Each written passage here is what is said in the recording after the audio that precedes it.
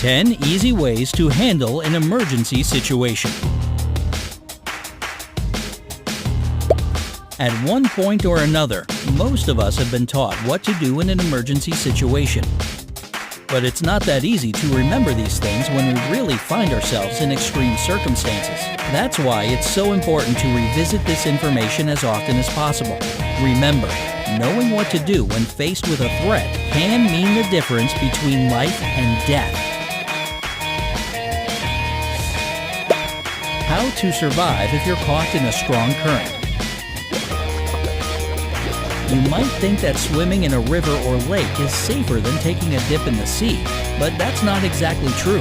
Fresh water is often colder and takes more energy and skill to get out of because it doesn't support your body like salt water does. And you shouldn't forget about river currents either. They're no less dangerous than the ones in the sea. If you find yourself caught in a river current, don't panic and don't flail your limbs. This can easily pull you underwater. Breathe deeply because the air you inhale will help you float better. Don't try to swim across the current or upstream. Choose a diagonal line that will eventually bring you to the shore. The best option is at a 45-degree angle. If the waters are really rapid, turn on your back and make sure that your feet point downstream. This way, your head is protected. If you encounter any debris or rocks, you won't get a concussion. As soon as the current loses some of its strength, swim to the shore. As for getting caught in a sea current, the first rule is the same. Stay calm, don't panic, and don't flail around. And don't even try to fight the current. It'll come out the undefeated champion. Simply cut across the current diagonally because it doesn't typically expand along the whole shoreline. As soon as you feel you've broken free from its grips, swim back to the shore.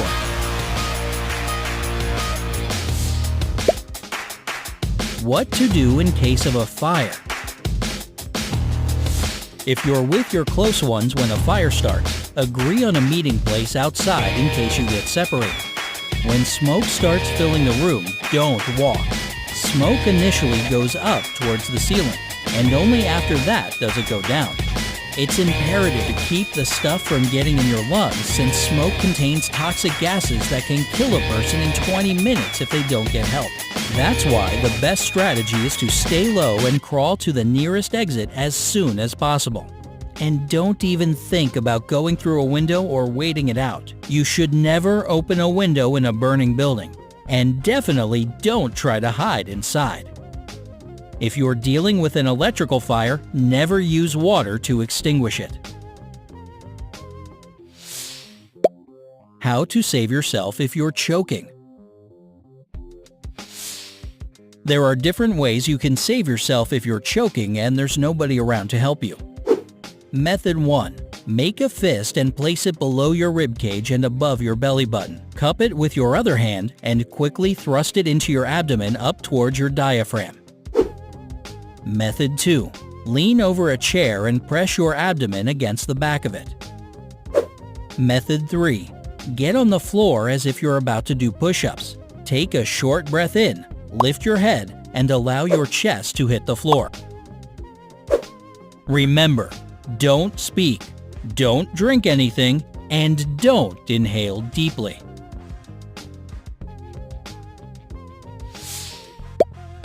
What to do if you're bleeding. Nosebleeds. You've probably heard if you have blood coming out of your nose, you should tilt your head back or lie down and wait until the bleeding stops. This is a dangerous misconception because blood can get into your throat. If you're dealing with a nosebleed, lean your head forward and block your nostrils with your thumb and index finger. Keep holding it for about 10 minutes and then let it go. Minor bleeding. If you've accidentally nicked yourself in the kitchen or wherever, first clean the cut with cold running water. After that, use hydrogen peroxide to prevent infection. Then, apply a sterile bandage. Venous bleeding. If the bleeding is a bit heavier, first use hydrogen peroxide. Then apply a firm bandage. It's extremely important to keep the injury elevated. Arterial bleeding. If the bleeding is more severe, start by applying a firm bandage. Keep applying pressure to the wound even after the bandage is in place. Bend the injured leg or arm and place direct pressure on the artery. Most crucial of all, call for emergency medical assistance as soon as possible. Severe bleeding. In the case of the most severe bleeding, place a sterile bandage on the wound.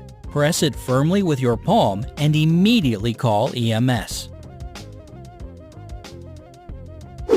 Remember, use a tourniquet only as a last resort if the bleeding doesn't stop.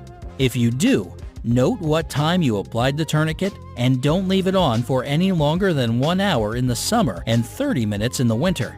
Otherwise, the tissues will start to die.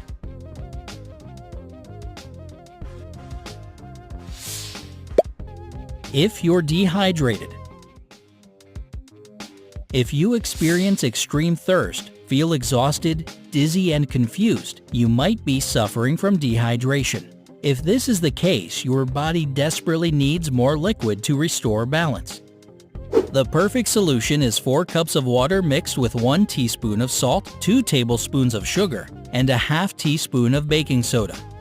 Another option is a glass of orange juice with half a teaspoon of salt and 1 teaspoon of baking soda. Dilute this mixture with 4 cups of water and drink it. In case of hypothermia. If someone is suffering from hypothermia, cover the victim with warm blankets. Make sure that not only the body but also the head and feet are covered. Don't rub the victim's arms or legs. It can damage the skin. Never put them in a tub of hot water, and don't give them alcohol to drink. If you get lost in the woods. In this case, you can use your wristwatch to find your direction. Hold an analog watch horizontally in your hand and imagine a wedge-shaped piece making the area between the hour hand and the number 1. The center of this angle is the north-south line. Don't use tree branches, moss growth, and anthills to figure out your direction. They're not as reliable as you think. Before heading into the forest, pick out objects on the map as markers. It can be power lines, roads, railways, or whatever, and determine the direction of movement towards them. How to find water in the wild. There are several methods you can use to get water in the wild. Method 1. Use a string to tie a plastic bag to the end of a tree branch. This will create a little greenhouse and will fill with condensation. Method 2. Dig a pit in the ground, put a plastic sheet over it, and place an empty container inside to collect water. Put a small stone in the middle of the construction to make condensing water drip right into the container. Remember though, you must boil this water before drinking it.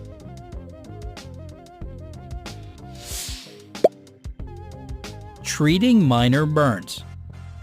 For any type of burn, immediately remove any jewelry or tight clothing before the swelling starts. Later, it may become impossible. If the burn is thermal, hold it under cold running water for about 10 to 15 minutes. Then, cover the burn with a sterile bandage or a clean cloth. If the burn has been caused by acid, keep it under cold running water as well. Then, use a neutralizing solution made of soap or baking soda and water. After that, loosely apply a sterile bandage or a clean cloth. To treat an alkaline burn, you first need to remove the remnants of the substance. Again, hold the burn under cold running water for 10 to 15 minutes and use the neutralizing solution of soap or baking soda and water. Only after that can you apply a sterile bandage or a clean cloth. For any type of burn, never use oil, cotton pads, ice, or iodine. And if you got burned with a quicklime or aluminum, you mustn't place the burn underwater. In this case, call for help immediately.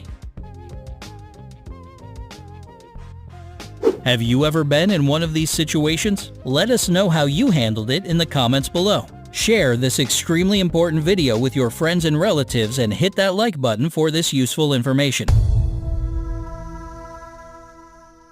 Subscribe to our channel. You'll always find something new and interesting on the bright side of life.